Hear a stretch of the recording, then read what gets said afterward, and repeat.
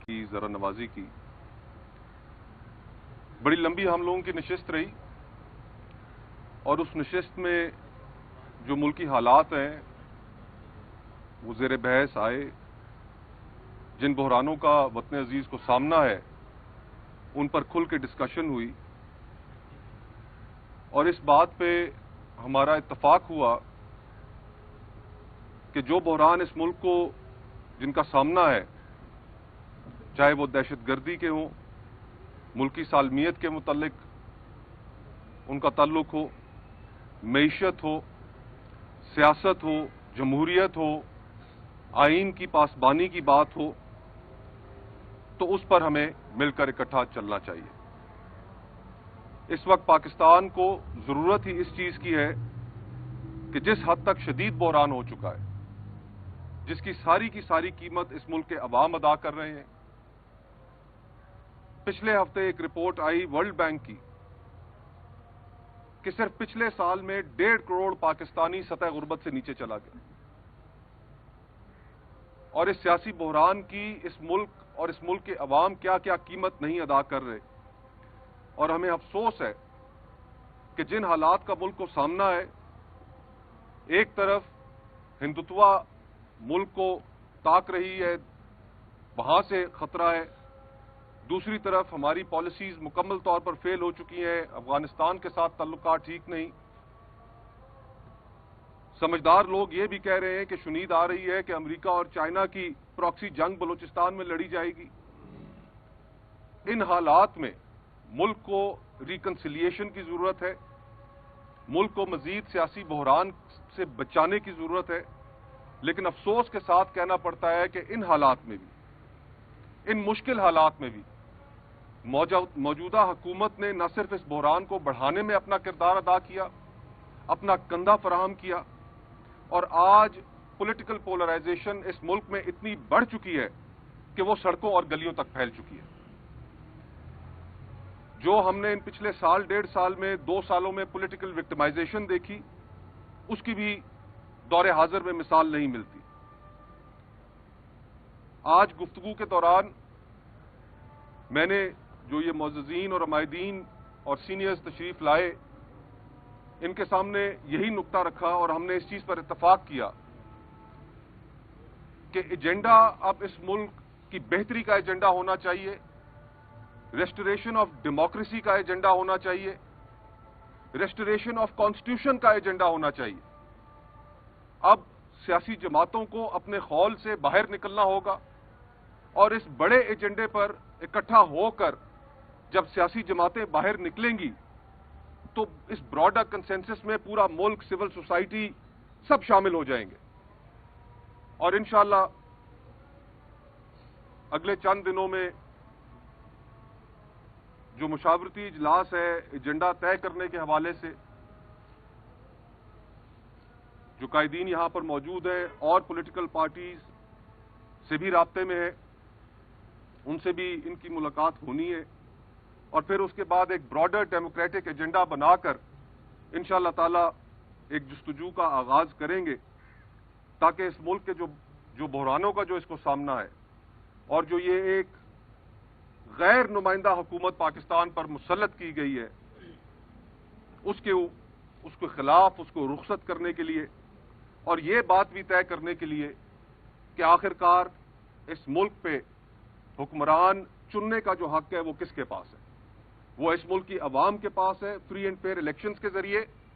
یا بند کمروں کے اندر بیٹھ کر فیصلہ کر کے عوام کے اوپر تھوپ دیا جائے گا۔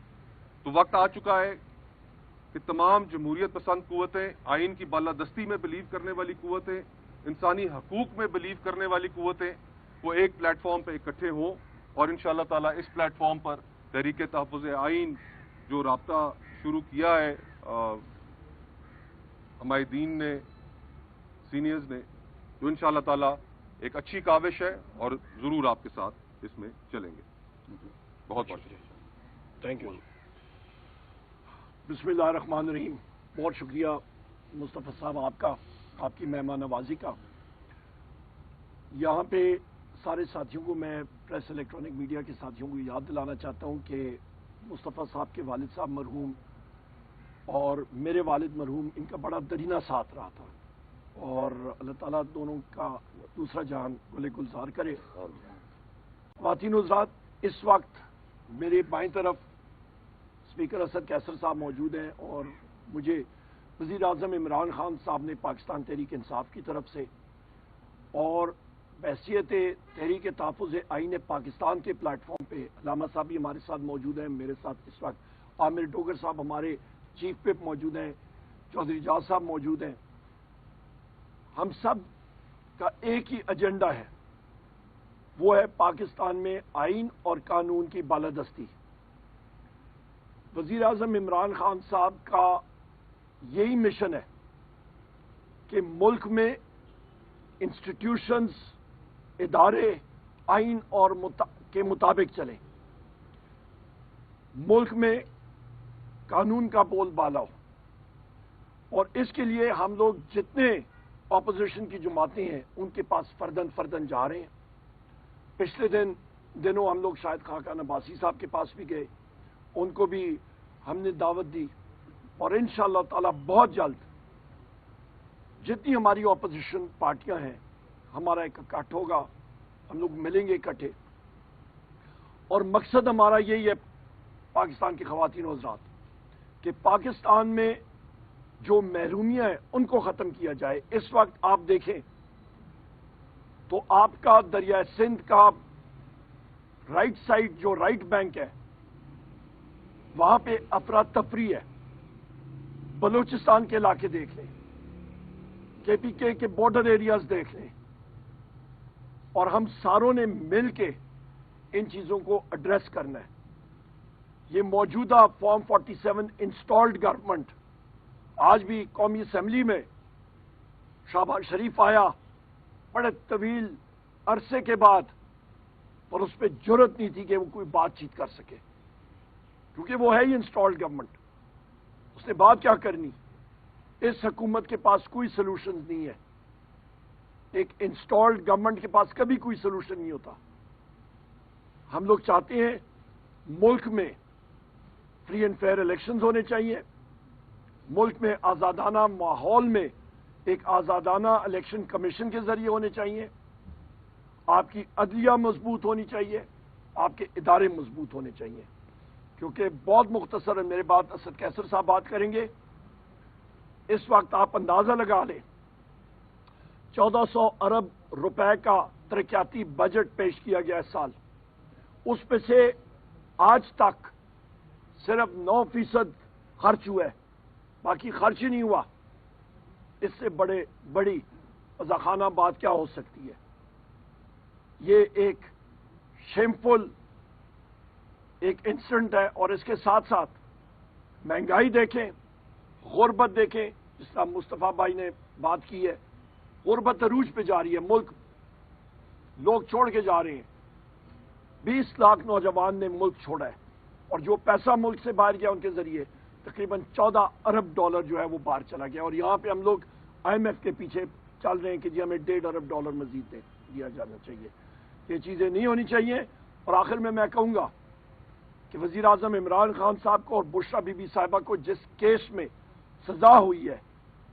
اس نے مطلب شرمناک چیز کبھی آپ دیکھ نہیں سکتے ہیں کہ جوڈیشل تاریخ میں یہ ایک کالا باب ہے، بلیک چیپٹر ہے۔ جتنی بھی اس کی مذمت کی جائے وہ کم ہے۔ انشاءاللہ تعالیٰ اس کو ہم لوگ چیلنج کریں گے اور یہ چیز ریورس ہوگی۔ بہت شکریہ اسد کیسر صاحب۔ بسم اللہ الرحمن الرحیم۔ مختصر بات کرتا ہوں، آپ بھی کافی انتظار کر چکے ہیں، اس کی نماز خوابی ہے۔ بات تو بالکل مصطفیٰ صاحب نے بالکل وضاحت کے ساتھ کر دی ہے، اور پھر عمر ویب صاحب نے کہا ہے اس وقت ضرورت اس بات کی ہے کہ پوری پاکستانی قوم اپنے حقوق کے لیے اٹھ کھڑے ہو۔ جب آپ کے حقوق